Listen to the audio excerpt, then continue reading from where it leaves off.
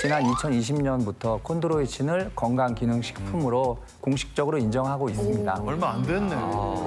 그와 더불어 이러한 콘드로이친을 외부에서 섭취하는 것은 관절염 치료 도움뿐 아니라 실제로 질병관리본부에서도 골관절염 치료에 콘드로이친 사용을 권장하기도 하거든요. 그러니까 관절염, 그다음에 관절통, 여러 질병에 실제로 콘드로이친을 쓰고 있기도 합니다. 아, 그래요. 도대체 연골 속에서 어떤 역할을 어떻게 해내기에 이렇게 관절 건강의 대명사가 될 수 있었던 건가요?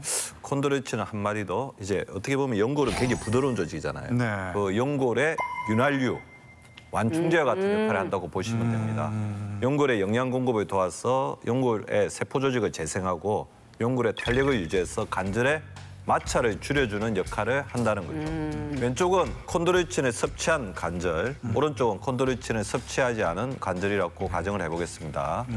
섭취한 관절은 예. 유연해. 콘드로이친을 섭취한 관절의 경우에는 부드럽게 움직이면서 외부에서 가해진 충격을 거뜬하게 흡수하는 모습을 보이고 있죠. 저래야 돼요. 반면 콘드로이친을 섭취하지 않은 관절의 경우는 톡 부러져버려 딱딱한 역 같아. 어떻게 뚝 부러졌어 저렇게. 뭐 외부에서 충격이 가해지더라도 관절 연골 속 콘드로이친이 완충제 역할을 해주게 되면 그 충격을 완화시키거나 이렇게 방어할 수 있다는 거죠.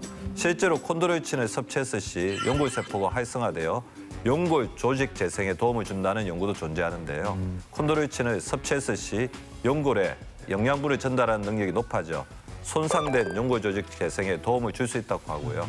또 다른 연구에서는 콘드로이친이 대조군 대비 염증에 의한 연골 세포의 자살률을 40% 감소시키고 연골 세포의 활성을 돕는다는 사실을 밝혔습니다.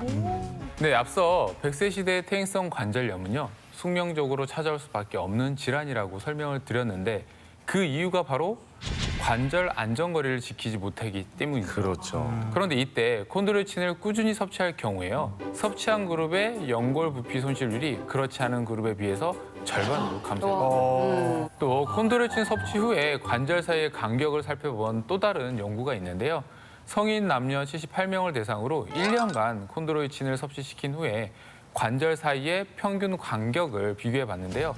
콘드로이친을 섭취하지 않는 그룹의 경우 1년 새 이 관절 사이 평균 간격이 0.29mm 줄어든 반면에요.